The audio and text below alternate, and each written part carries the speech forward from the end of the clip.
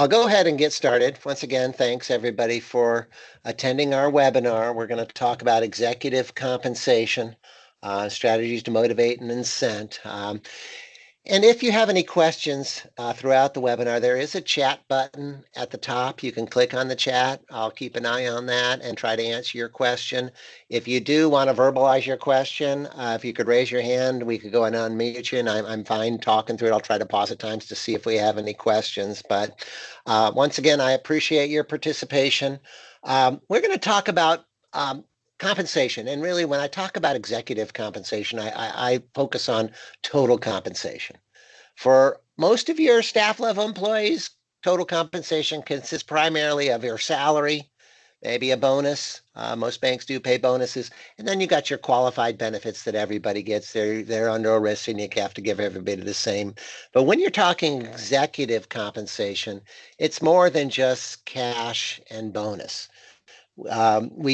We're going to go into a lot of detail about the cash incentives, which are important, and they're structured typically a little differently, a little higher payout opportunities for your top executives. But in addition to that salary that everybody gets and that cash bonus that almost everybody gets, there are other forms of compensation. And we're going to spend time on equity-based incentives. So this would be for if any of the banks out there have any stock out there that they could give to employees, this would include stock compensation. Restricted stock, stock options.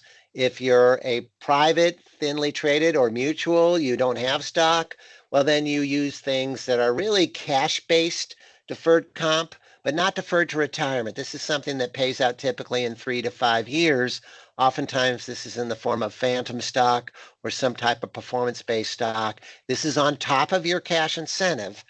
So your cash incentive is separate from this. This is something that is linked usually to hitting a performance bogey throughout the year. But if we have a good year, we meet budget, you get part of your bonus in cash. And then what I like to think of is another part of your bonus on top of that in some kind of equity or deferred cash that's only deferred for 3 to 5 years. But the value of that is linked to overall bank success over that 3 to 5 year period of time.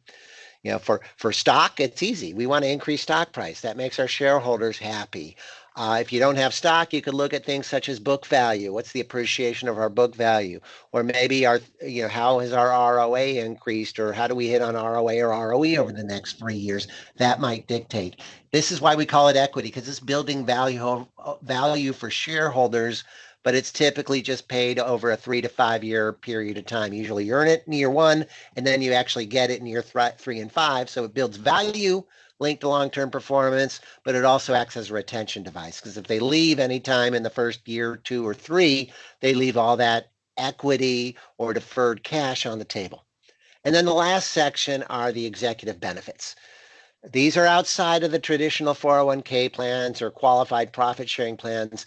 These are supplemental retirement plans. That's usually where the bulk of the benefit is. This is something for the top executives, because the 401k plan won't quite get them where they need to be to retire at an income they're accustomed to.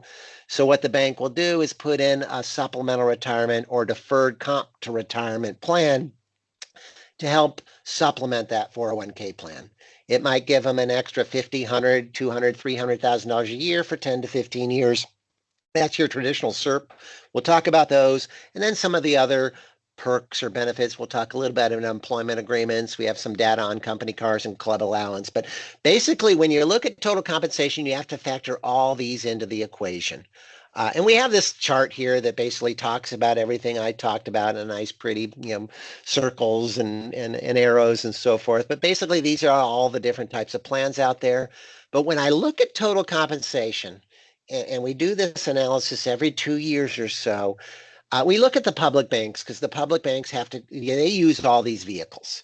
So if you're ever competing with a public bank for talent and you're going after an executive officer, they're going to have more than salary. They're going to have cash bonuses. They're probably going to have stock. They're probably going to have different types of benefit plans, SERP plans or whatever. When I look at total comp, what I want to do is look at the expense cost of everything. It's easy with salary and cash incentives. What's the expense if you do equity grants? How much did that cost us? Let's factor that into the total comp package. What about the cost of the 401k match? Let's put that in there. The cost of the company car or club membership if they use it for personal use. What are all those costs of those SERP benefits? How much do we have to accrue every year for that SERP benefit? That's your total comp. And what we did here is the public banks disclose all this information in their proxy statements. And we look at a lot of proxy statements throughout the year. We look to see what that compensation pie looks like for different asset size cuts. And it does differ. If you look at the banks under $1 billion, the bottom two on this slide here, 57% of their total comp package is salary. So that means the other 43% is cash bonuses, equity, and benefits. When you get to $1 billion to $3 billion, things start to change. It's only 50%. So only half of your total comp package for a CEO of $1 billion to $3 billion bank is in salary. The rest of it is in incentives, cash, and equity and benefits. When you get over $3 billion, things change dramatically. You're making more money as a bank. You're paying a lot bigger bonuses and a lot bigger equity grants. Salary is only 30% of the total comp package. So it's important to look at all those other areas because you might think you have a competitive salary, but if you don't have these other bells and whistles out there, your total comp package might not be appropriate. So I always say look at total compensation. Here's some data here, and this is older data. We need to update it, but the amounts change by asset size. Yeah, as I mentioned, when you get over 3 billion, you get some pretty big bonuses out there. Your salary is only around 600,000. I shouldn't say only. It is 600,000 at the midpoint, according to the research we did a few years ago. But your total comp might be, 1.4, 1.6 million. So you're getting a lot more in incentives. Now, if you're $1 billion to $3 billion bank, we're not making as much money. Your salary is still pretty good at 400,000. Your total comps at midpoint, these are the medians, is around 800,000. 500 to a billion, your salary is closer to 3, your total comps maybe closer to 6, and you can see under 500 million, not a lot of public banks under 500, but those that are and disclose, they're around, over 200, probably 250 to 400. So it's important to do research when especially if you're looking at your CEO, your top 3 or 4 executives, CFO, CLO, CCO, COO, to look at total compensation. It's not a lot of data out there. This is where we rely a lot on the publicly traded banks or a database that we have, but it's important to look at total comp because you might think you have a very good salary, but if you're a $1 to $3 billion bank and your total comp's not near 800, and that's just for meeting expectations at the 50th percentile, the 75th percentile could be over $1 million. And that's if you're really hitting a home run. So it's important to look at total comp, focus on total comp. That's why we're focusing on total comp in this presentation, but also do some research out there to see, where I stand when it looks like total comp. The other thing when I talk total comp is a compensation philosophy. I think this is really important to have. I recommend that all my clients, especially the compensation committee on the board. So usually most banks have this, a compensation committee composed of 3 or so outside directors. But it's really helpful for them to have a written or formal philosophy that helps guide decisions because we're talking total comp. How do we decide on the salary or the salary range? How do we decide on how much cash bonus, or if we do stock, how much stock, or how much benefits? What are the costs? What's our philosophy? And what a typical philosophy would be is if maybe a salary near the midpoint of market with a range for experience and so forth, but for total compensation, if we're meeting expectations, we're meeting budget, maybe we pay bonuses and total comp at the 50th percentile of market. So what's the 50th percentile? We need to go there and look at it.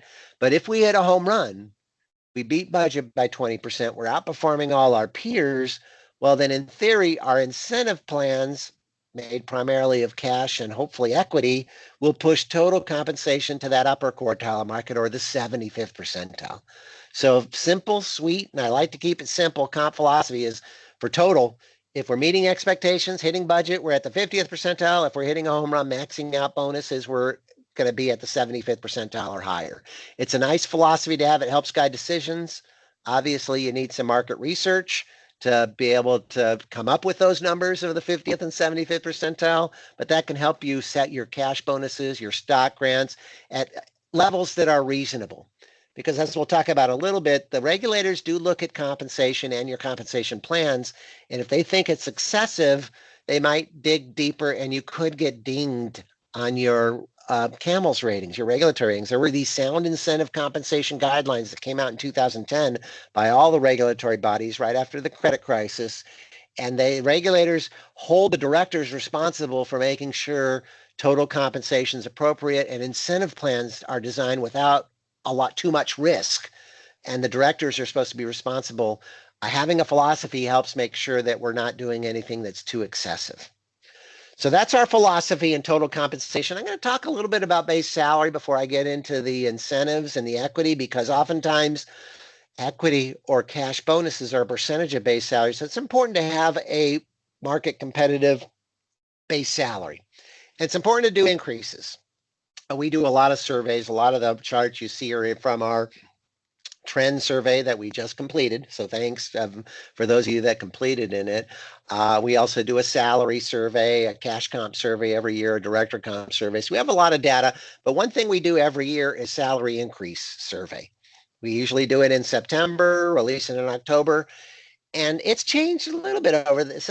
Before COVID, for about 10 years, it was always 4%. Then COVID hit and everything changed. It dropped. And then after COVID, when it was hard to find employees, it bumped up and it bumped up to that 4% level, which it hung at that level for about 2 or 3 years. But we noticed last year and this year, it's dropped slightly. It's now around 3.6% is the average. Our survey came up at 3.5. So it's kind of leveled out a bit. And right now, we're budgeting for at least for 26, and we did this at the end of last year. Most banks were budgeting about 3.5% of salary. So make sure you do your increases. But it's important to not only do the salary increase, but where are we with each position at the bank? And this could be for executive positions all the way down to your lower level support or staff level positions, is we need to really do market research to make sure that our salaries at an appropriate level. So it starts by first taking a good look at the position. Now, don't rely on titles. I've worked with banks long enough to know that you all love titles and they don't necessarily reflect what that position is doing. Look at that job description. Look to see if they manage people. What's their responsibility level? And a lot of banks like different levels of positions, and I'm fine with that. We just need to differentiate what's the difference between a credit analyst 1 and a credit analyst 2, or a loan processor and a senior loan processor. It should be the senior level had a little more responsibility or a little more experience. They can handle more complex situations. We have that in a lot of the surveys. So go out there. Once you have a good job description, go out there and look at the market data. For the top executives, we want a variety of sources. Use proxy data from public banks. You're competing for public banks, especially as you get close to $1 billion in assets or higher. It's good to know what the public banks, and you can find data on every publicly traded bank, SEC bank out there. But not every bank is public, so you want to look at some of the surveys. There's a lot of state association surveys, regional surveys, national surveys. We have a survey. Get 2 or 3 sources out there so we have a good sample size of that position and your HR department. You'll know whether the surveys might say a loan processor makes $35,000, but in our market, I can't find one for less than 40, so we might have to bump that up a little bit for our region. So look at that position, get a good idea of the position, hopefully have a description, look at all the market data you can find, and then look at your asset size. That's the biggest differentiator, especially for executive positions. I showed you the total comp for the CEO. The salaries change for the CEO by asset groupings. That's the same for most of your executive or C-suite level, even department heads. It all really boils down to asset size. Now, for producers, for a loan officer, it's all about portfolio size and years of experience. That's going to dictate, where you fall or what your market is in level 1, 2, 3, or 4. So look at asset size, look at geography. If you're in California or San Francisco, I think is the highest cost of labor, you might have to pay 30 to 40% above what the national surveys are saying.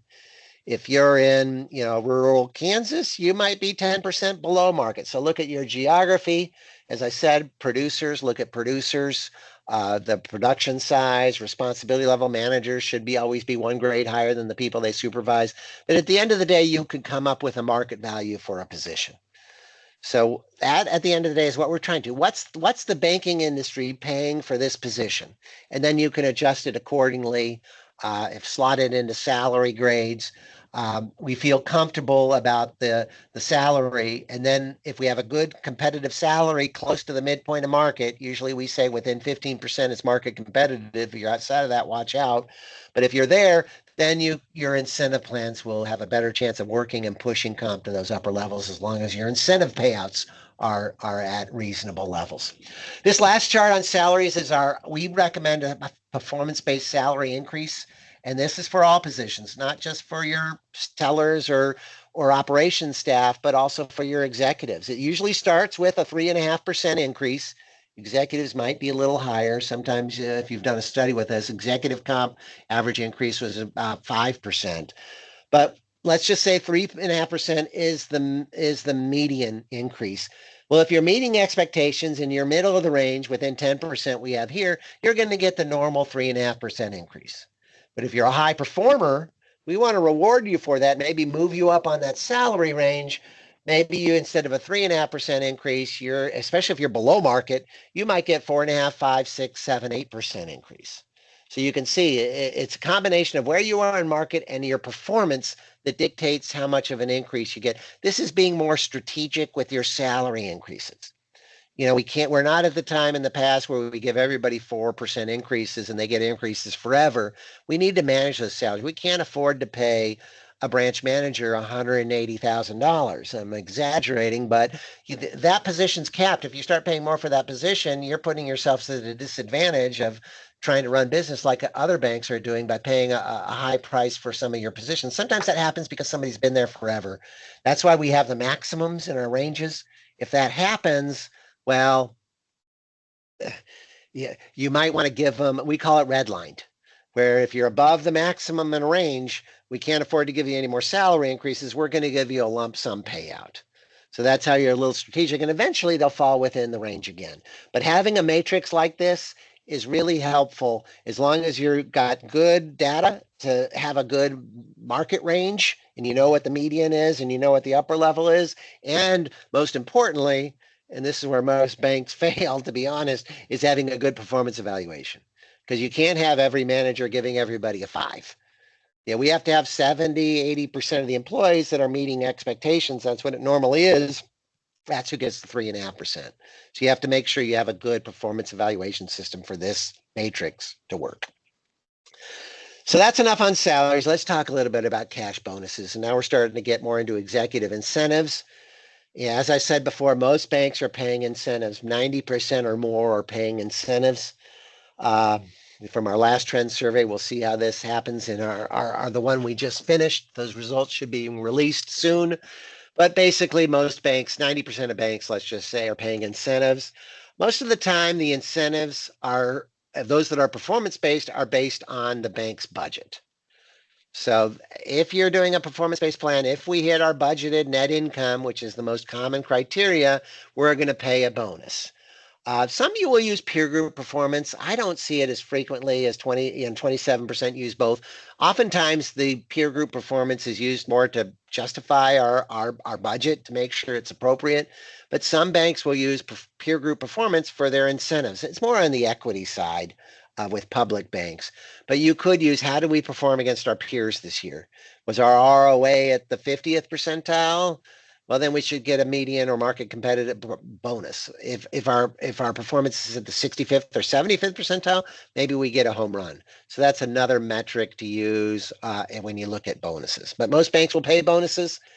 When you look at performance-based bonuses, which is the green bar, that starts to increase in prevalence as you get the 500 million. About 53% have performance-based plans. This is where you have a plan where you have a targeted net income, maybe a loan growth or core deposit growth. If we hit the budgets, we get a target bonus. If we beat them by 20%, we get a maximum bonus. For banks under 500 million, not as prevalent. A lot of them are using discretion or bonus pools, which at least a bonus pool is based on performance, usually driven by net income. Discretion, who knows how it works. But oftentimes when you get these bonus pools or discretion, the employees don't quite understand they can't impact success. So it it turns out to be more of a mystery bonus. I'm not sure how much it is going to be, but I'm sure glad I got it. And if you pay it every year, it starts to become more of an entitlement rather than something that's earned. And in a smaller bank, maybe it's okay because everybody knows each other. But as you grow, you get to 500, you get over $1 billion, you don't know everybody at the bank. It becomes more important and much more prevalent to have a performance-based plan. Over $1 billion, about 2/3 of the banks have a performance-based plan that has target payout levels, maximum, and maybe even a threshold. So as you grow, and you want to compete for talent and you're recruiting executives from 500, $1 billion plus banks, they're going to expect a performance-based plan. And usually your high performers want a performance-based plan because they want to know how it works and how they can impact the results.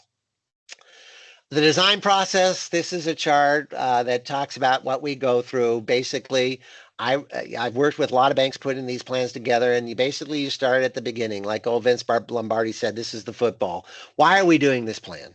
Really to hopefully motivate people to meet goals, reward them, and hopefully retain them at the end of the day. So that's our objectives. Who participates? I like to give it to everybody at the bank, but everybody at the bank's not the same, and everybody at the bank doesn't have the same earning potential. So we divide them into tiers. So who's in our top tier? It's usually the CEO. Who's in the next tier? It might be our C-suites. Then we have our senior management team, then maybe officers and producers, and maybe staff level.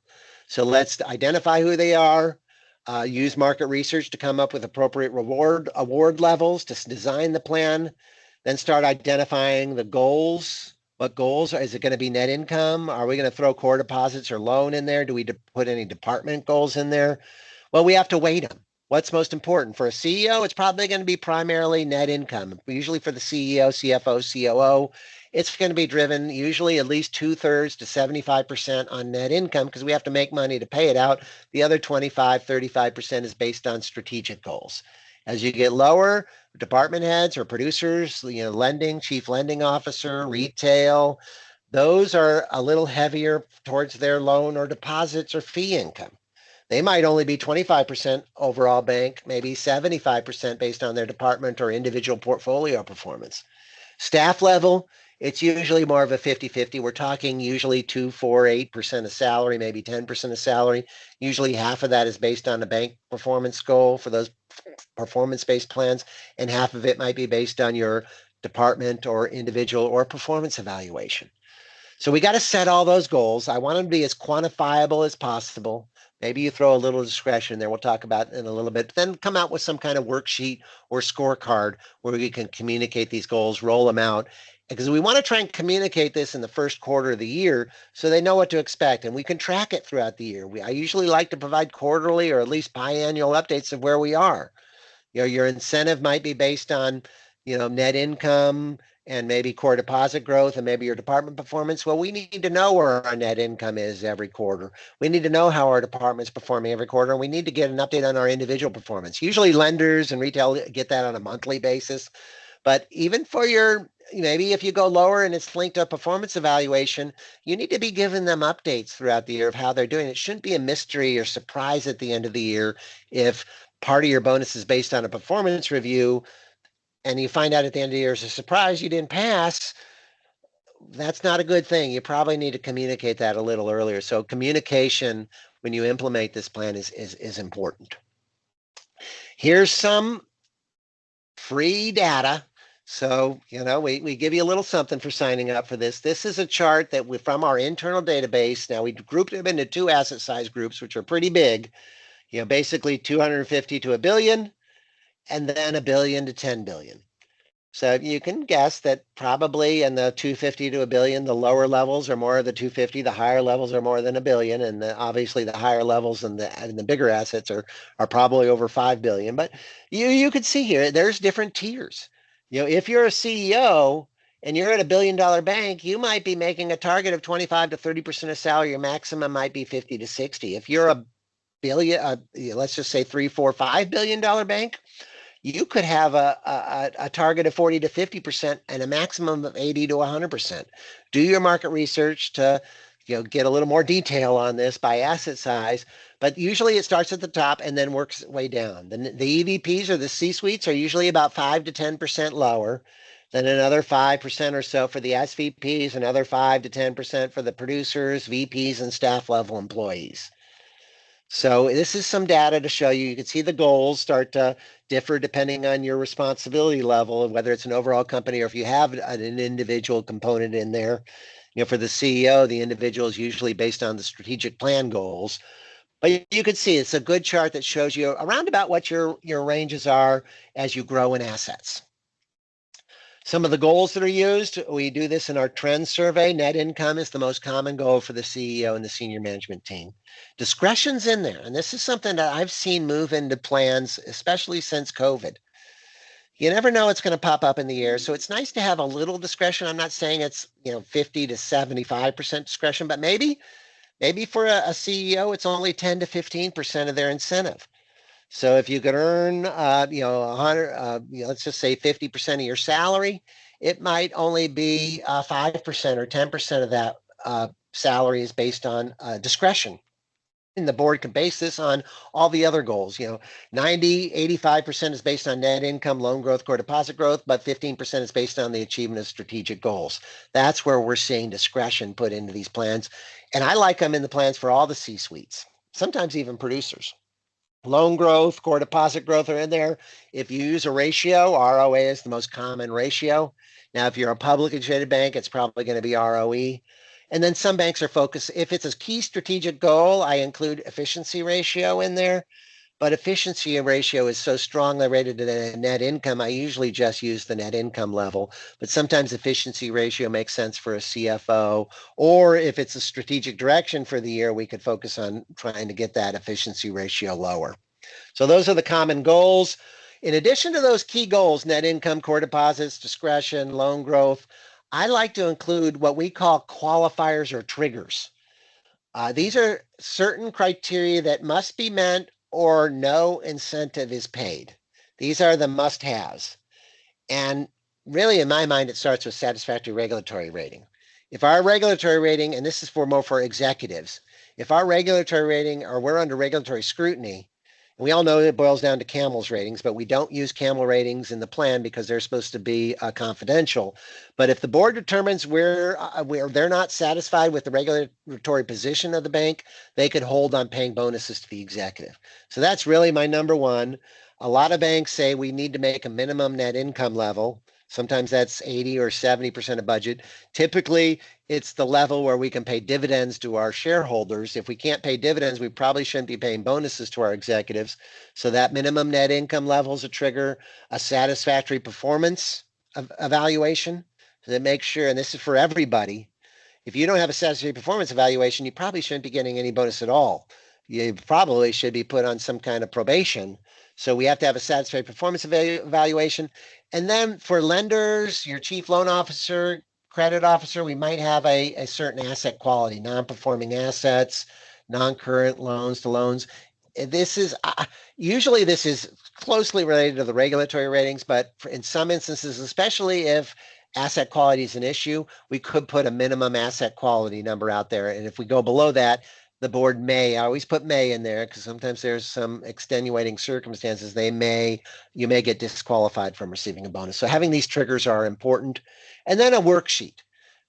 Easy to understand worksheet. This only has two goals. It's pretty easy to understand, half based on net income, half based on loan growth.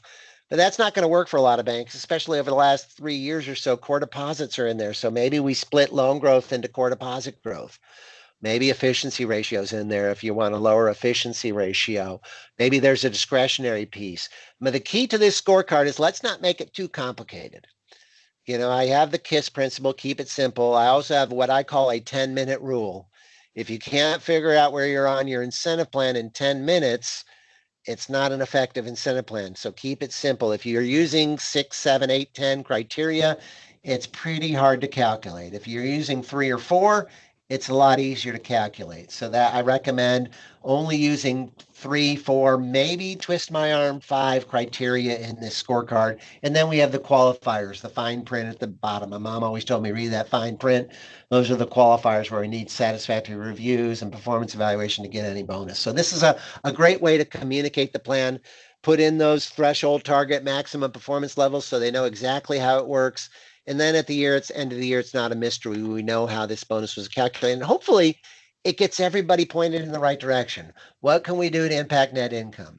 Well, we could either bring in revenue or try to be as efficient as possible.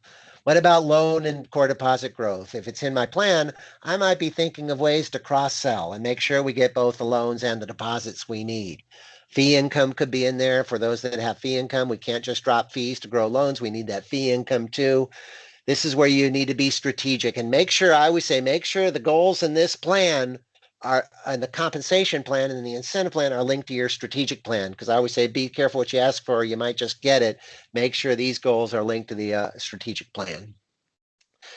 Lastly, I'm going to talk a little bit about the regulations. So here's my scare tactics here. This is why we need to design appropriate incentive plans, because as I said earlier, all the regulators agreed to these sound incentive comp guidelines that are still out there today. They created them in 2010, but they want to make sure that you're not encouraging risk in your incentive plans.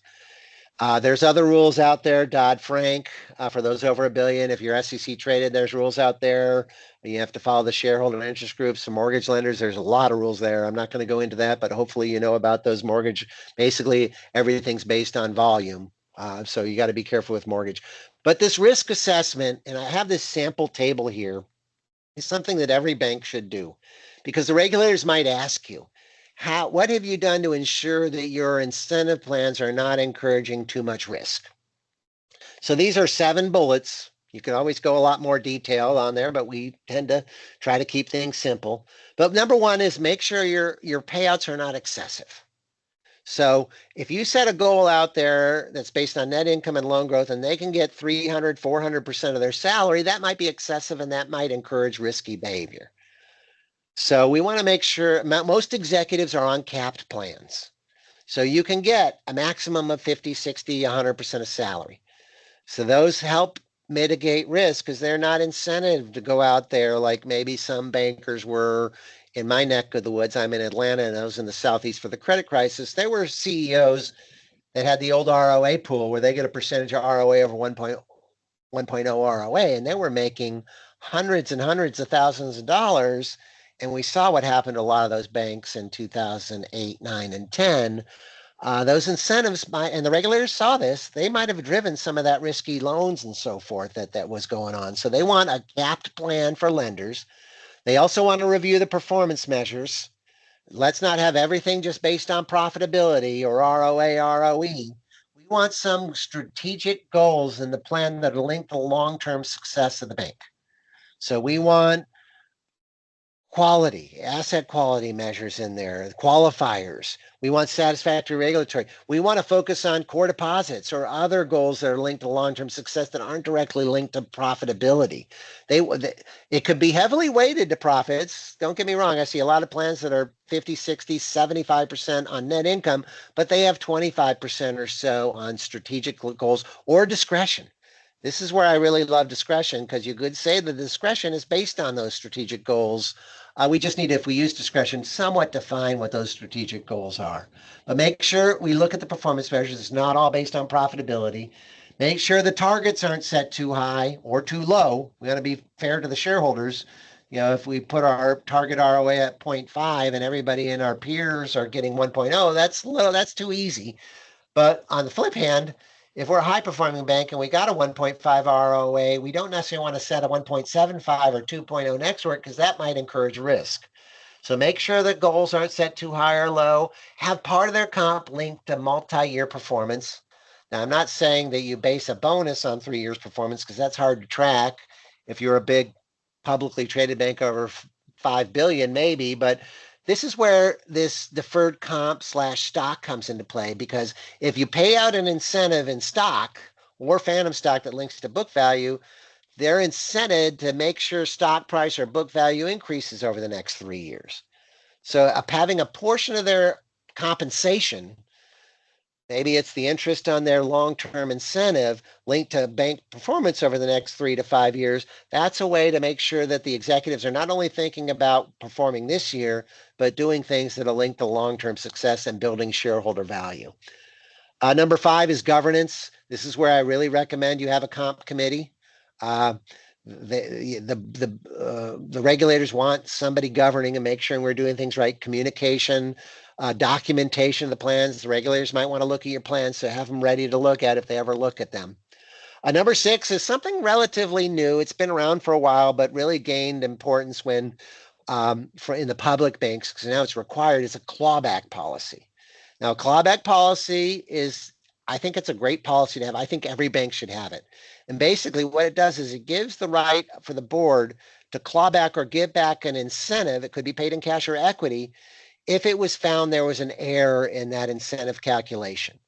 Either the performance was wrong, we had to restate earnings, or we didn't measure the criteria correctly. If that's the case and we paid you 200,000 and we should only paid you 50, the bank would have the right to recoup that $150,000. That would be all at the board's discretion, but having that policy makes sense. It also will include sometimes ethical or criminal violations. And we saw this happen a few years back at Wells Fargo in their retail department.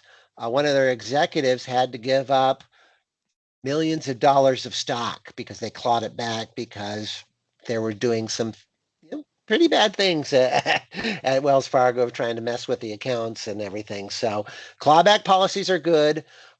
They really only work if you have some type of deferral in place, which goes to bullet number 7. So having a CEO, or it's usually just for the top executives that have clawbacks, but having them come out of their pocket, well, it's difficult. One, you have to get it from them. Two, they've already paid taxes on this. They've probably already spent it. But it really works well if you have deferred comp. And that's why they like deferred comp as part of an executive officer package. So if you have unvested stock, any type of performance-based deferred comp, or even a retirement benefit out there, that's where you can claw back the money that was overpaid, and without it really impacting the pockets or the tax impact on the executives. So these are all great things to have. Look at these, document them. If you have them, put them in all you need is a 2, 3, 4-page document that summarizes how we mitigate risk and incentive plans. And these are 7 good ways to do it. Have that. If you could hand that to a regulator and they ever do look at compensation, basically they take a peek at that. In all likelihood, they check that box and move on to the 100 other things they're trying to evaluate whether in your bank. And here's some prevalence data. You can see when you get over $1 billion is when clawbacks really are prevalent. Hardly any banks under 500 million have it. It starts to gain traction at 500 to billion, and over $1 billion, 63%. It'll be interesting to see if this has changed in our study, because this was 2 years ago when we just did the new study. So we'll see if this changes. So now let's talk a little bit about equity incentives. Now, equity is cash is for everybody at the bank. Everybody typically gets some type of cash bonus. Equity is usually reserved for your top executives and maybe key officers, maybe key department heads or even key producers. We want to give them something on top of the cash bonus. So if you're publicly traded or you have stock to grant, stock plans are the most prevalent form, because we want to give some stock to our executives, make them feel like a shareholder, but it also has a 3-year vesting, so you have some hooks and ability to claw back. So that's real stock. And really, there are 2 forms of stock. You'll see 5 listed here, but it's really stock options or restricted stock. Now, you can have incentive stock options, non-qualified, stock appreciation rights, which look like a stock. Then you have restricted stock or restricted stock units. The big difference is stock options allow you to buy stock at a set price. So if stock is trading at $10 a share, you get to buy stock at $10 for the next 10 years. Maybe you have a 3-year vesting, but you can buy stock, and hopefully by the year 8, 9, or 10, the stock's trading at $20 or $30. You can buy a $20, $30 share of stock for $10. But at data granted, it has no value at all. It basically just allows you to buy stock at that price. So it's hard to quantify. You have to expense this using Black-Scholes, which is the IRS requires this now to expense stock options. It's a complicated calculation. And you don't have as good a retention because the stock's worth nothing, the data grant, usually a year or 2 down the line. On the flip side of options is what we call restricted stock. Some will get a little fancy and call it restricted stock units, which allows you a little more flexibility. But the big difference is restricted stock is a full value share of stock. So if stock's trading at $10, they basically get that $10 share, but they can't have access to it. It doesn't vest until 3 to 5 years down the line. So they, after day one, they know they have $10 worth of stock out there. If somebody recruits them, well, they know they're going to have to give away $10 worth of stock. And usually it's not just $10. It might be $50, $100,000. That's your retention hook there. They know what the value is. They can measure it. Whatever stock price is trading at, they know what the value is. And hopefully that stock price goes up. So at the end of the day, instead of having a share that is $10, I've got a share that's worth 15 or 20 by the time I get it. Now, there are a lot of tax impacts on that, so we need to be aware of it. I have a chart in here I won't go through, but you need to look at what the tax impacts is because they do have to pay tax when they vest. Now, that's real equity, the left side of this table. The other side, if you're thinly traded, family owned or mutual, and you'll never do stock, we could do something that looks and feels like stock, usually just for your top executives, but you need to give them something because if competitors are offering stock. So what we might have is what we call phantom stock or stock appreciation rights settled in cash. A phantom stock looks like a restricted stock. So it has full value. Basically, you get a piece of paper. So you have this piece of paper. I got my blue stock right here. That piece of paper is worth whatever stock price is trading at today. And then at the end of 3 years, you can cash in this piece of paper for whatever stock's trading at 3 years from now. So no shares trades hands. So you don't have to worry about dilution. If you're sub S, you're fine, but you do have an expense cost. So you just track the expense cost. If it's worth $100 today and 120 3 years from now, you have to expense $120. It's variable expense. So it's a little more expense. You get fixed expense counting, not to get too much in the accounting details, but with real equity, all you'd be charged or expense is that $100. That $20 gain is just appreciation that they'll have to pay tax on, but you don't have to expense. With synthetic equity, and then that scenario of $100 share going up to 120, you'd have to expense $120. So they're a little more costly. So you don't have dilution, but you have a slightly higher expense. So if you're deciding on doing an equity plan, do your due diligence. Look at the pluses and minuses here. This is the chart here. Like I said, too busy to talk about today, but it talks about each form of equity, a little description. What's the accounting impact for the bank? Is it fixed or variable accounting? When do they have to pay tax on it? Is it capital gains eligible? Do you pay ordinary income tax? Any additional factors? This is a great table to go into. And if you have any questions afterward, give me a call. I'd be happy to talk through it with you. But do your due diligence to see what type of equity makes sense. Now, if you're going to use equity as part of your comp package for your top executives, we recommend using performance to dictate how much they get. So this is one from our trends table, and you can see banks under 500 million, they're not doing a lot with equity. 78% of them, you can see that big black bar there, almost 4 in 10 are not doing any type of equity. Oftentimes what they're doing is they're doing deferred comp plans, which I'll talk about next, but only 11% doing stock options not a lot out there. Now, when you get to 500 billion, you start to see it, half of them are doing some type of restricted stock options or phantom. When you get over $1 billion, this is where things change. So if you get over $1 billion, 70% of the banks out there in our study are doing some form of stock program for their executives and maybe some of their key officers. You can see the prevalence is in restricted stock, and that's what we see in the public banks too.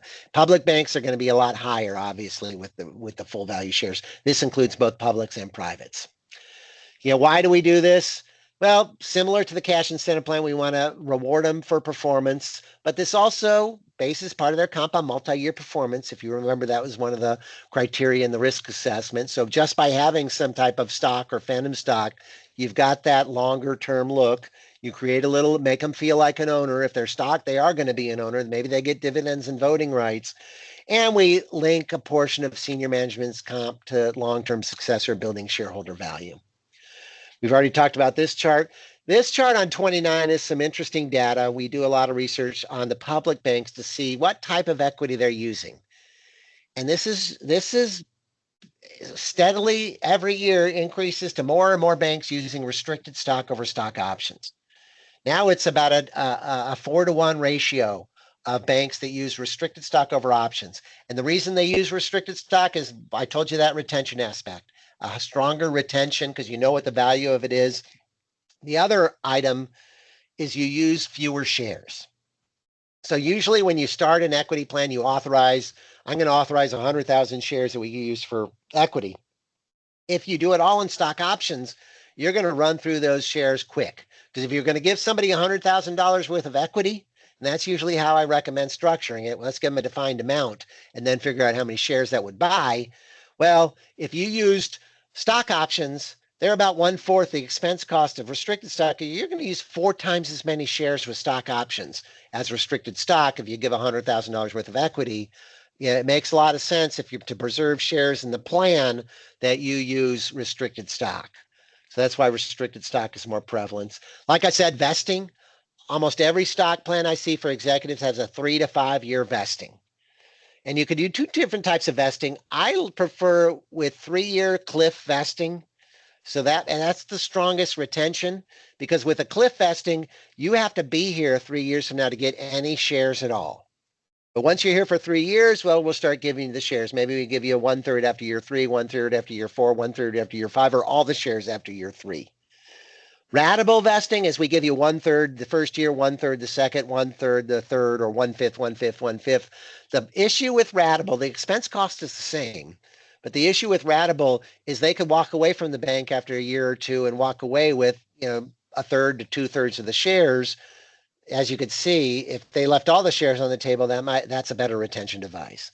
So ratable's out there. I think cliff is more prevalent with restricted stock since it has full value. We know you have $100,000. You need to be here 2 or 3 years to get that. With ratable, I see it more for stock options because it has little value at the beginning. If you ratable and go do it over 3 or 5 years, by the time you hit year 3 or 5 is when they finally build value. That's why they use ratable for stock options. So 2 different vesting types. The key is to have at least the vesting of 3 years is what I recommend. And then we talk about performance-based. We recommend performance-based grants for your top executives. It's like the cash incentive plan. If we hit our performance goals, we'll give you some cash and we'll give you some type of equity on top of that. That's called a performance-based grant. And that's what we recommend for our banks under $3 billion in assets. There is such a thing called performance-based vesting. You'll see that to the box on the left. Usually the bigger public banks, when you get over 3-5 billion in assets, they'll put a goal out there. Instead of if I hit net income or ROA this year, you get $100,000 worth of stock. This would be you get $100,000 worth of stock 3 years from now if we hit a 3-year ROA, a 3-year ROE, or our performance compared to peers is at a certain level over 3 years, which is great because it's a 3-year window, but it's hard to set 3-year goals. It's complicated to account for. It just makes it complicated. Usually for banks under 5 billion in assets, we see them doing performance-based granting. They had a great year. Part of their bonus is in cash. The other part is in stock. That's performance-based granting. That's what we recommend. Here's some charts here. You can see much more are doing performance-based granting than performance-based vesting in the banking industry. The goals used are typically net income, ROA, some discretion, strategic planning goals, and at least a 1-year vesting is what we recommend. You need to figure in change of control, what happens in change of control and the vesting and so forth. That's where you work with the attorneys on those. And here's some more market research. How much? You remember I said $100,000? We really recommend you put a target out there that's a percentage of salary, and it varies by asset size and level. You can see I have CEO at the top, 250 to 1 billion, 1 billion to 10 billion, similar to what we talked about in the incentive plan. It increases with assets, and there's about a 5 to 10% differential between your CEO to your C-suites or EVPs, to your department heads, to your producers. So some market data of how much is usually expense, because this is what it's going to cost the bank, 5, 10, 15, 20, 50% of salary. It's important to have that in place instead of giving them a number of shares because you don't know what the expense cost would be as stock price increases. Now, if you give real stock to your top executives, one thing that many banks start to do, especially the public banks, is they put in ownership requirements. So if you are a CEO, we expect you to own 1, 2, 3 times your salary in stock. Until you do that, you can't sell shares that you get through the stock incentive plan. So it makes them hold that because we don't, it doesn't necessarily look good as if you get the shares and then the next day you sell them all. That doesn't look good. Now, if you already own 3 times your salary, well, then do what you want as long as you keep your ownership at 3 times salary. But it's a way to protect the bank and ensure that your executives keep a certain stake in the organization. Usually you give them 3 to 5 years to build it up. If you just start it up, you don't make them buy the shares right now. But if you're granting them, 20, 30, 40% of salary, they should have enough stock over a 5-year period to meet that ownership guideline. Until they do that, they can't sell them unless it's an emergency or extraordinary circumstance. So we got about 10 minutes left. Let's talk about executive benefits. Then we're not going to talk a lot about 401k medical. We have that in our trend survey. So if you're interested, we're going to have that survey in hopefully a month or so. But when you're talking executives, you get additional benefits. And the first one you can see on this chart, this is publicly traded banks. So these are all public. They disclose this. That's why we can get it. We're confident in these numbers. 60, 70, 80, 90% have some type of employment agreement or change of control. I see these more and more prevalent these days, especially with all the M&A activity out there. This protects your key people if they are terminated as a result of change of control. Not much cost to the bank right now, but the only cost is if you have a change of control, and usually the acquiring company will absorb that cost as long as it's reasonable. We'll talk a little bit more about that. Then you get to the retirement, the 401k plans. Everyone has those. Qualified profit sharing, I see those too, but you have to treat everybody equally. Pension plans are going out of style. They just got too expensive. It's the last two that are the big ones. These are the retirement plans for the top executives. And you can see either deferred comp plan, which could be where you put in money, the bank matches it, or the bank just gives a contribution. It's set. It's usually where, and maybe it's where the employee just defers their own money. That's a deferred comp plan. The SERP is a type of deferred comp plan, but it's more defined. It says, and this is what I see a lot of banks doing, especially as they get higher in assets, where if you stay with us, and usually you need a good 10 to 15 years to accrue this benefit, but if you stay with us for the next 10 to 15 years, we're going to take care of you at retirement. So we're going to structure a retirement plan. We call it a supplemental executive retirement plan that's going to give you, and I like the defined contribution level, we're going to give you $100, $200, $300,000 a year for 10 to 15 years after retirement. That's a lot of money when you add that up over 10 to 15 years. You were talking millions, $2 million, $3 million. That's why you need 10 to 15 years to accrue that benefit. If you have that much time, it might cost you for that plan maybe $30, $40, $50,000 a year, which is very reasonable, especially for these bigger banks. If you wait till late in the game and we don't decide not to put this in until you only have 5, 6 years from retirement, your accruals to get them that $2 to $3 million could be 100, 200, 300,000 per year. And I've seen those amounts in proxy statements out there for some of the bigger banks because they waited too long. If they would have put this in when they were younger, it would have only cost 30, 40, $50,000 a year.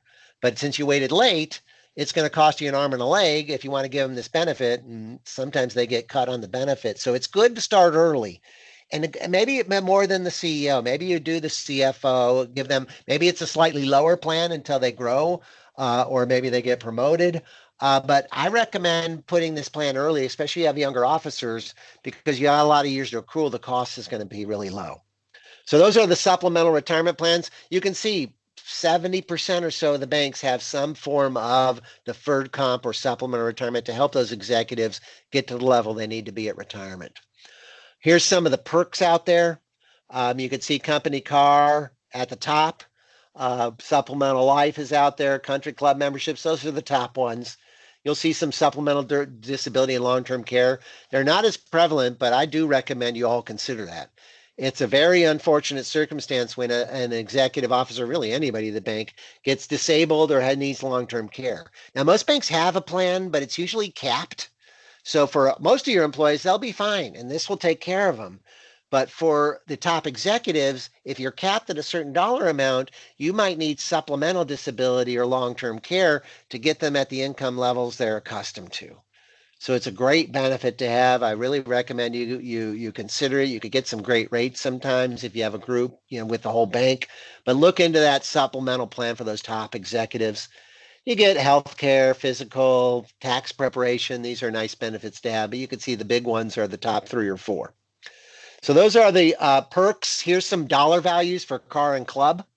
You can see a car allowance.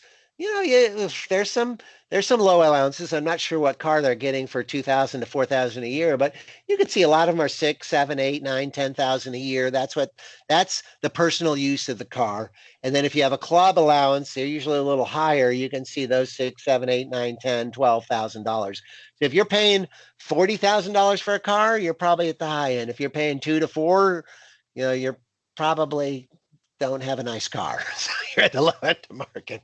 And then the club numbers are there.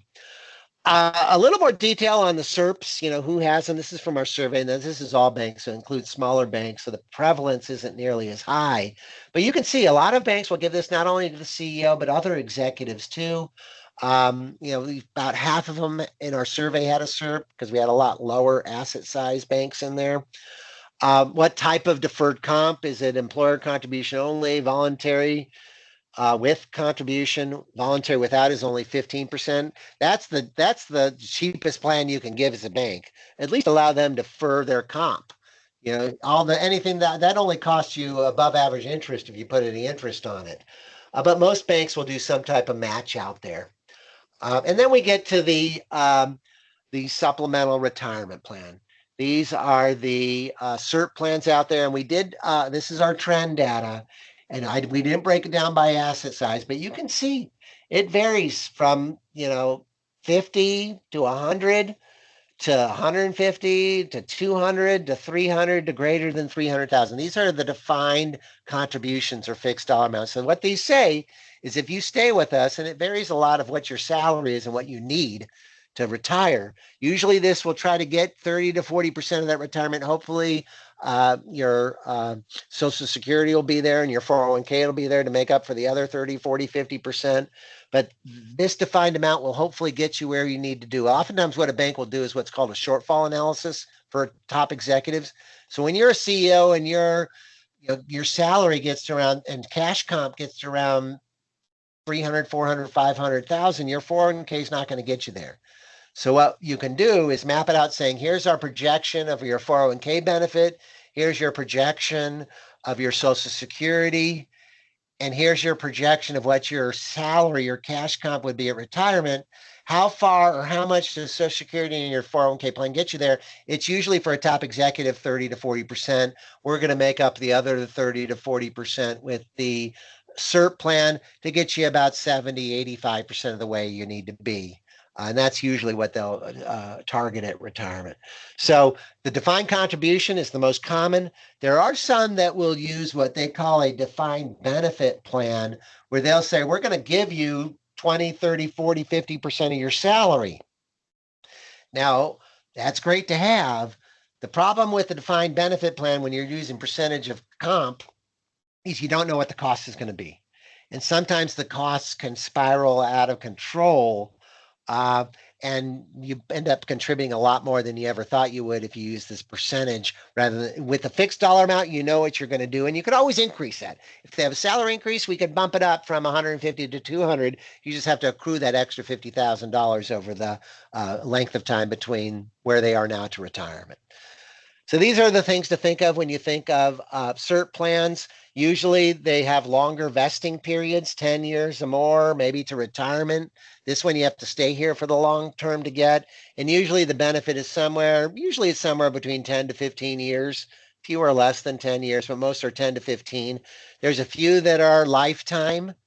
It's a great one, but do your due diligence on how much it'll cost you for that lifetime benefit. Lastly, for the last minute, I'll talk about change of control. We talked about that briefly. I think it's a great benefit to have.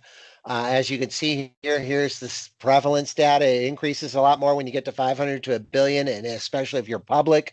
But I think every bank should have one.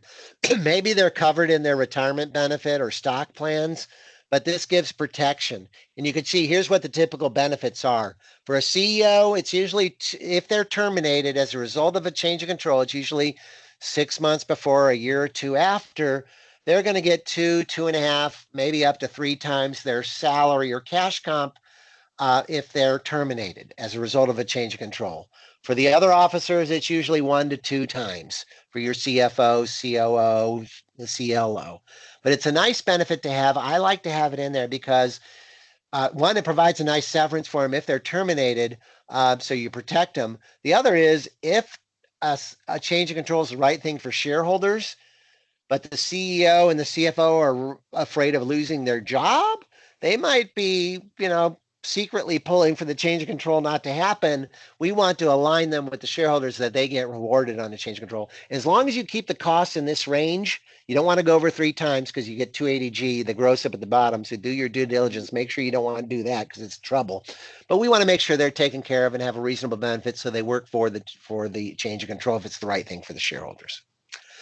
So that's it. I didn't have any questions. I know we're out of time, so I thank you for being here today. And if you do have any questions afterwards, please feel free to give me a call. I'd be happy to talk through any questions with you. But once again, thanks for your time and have a great day.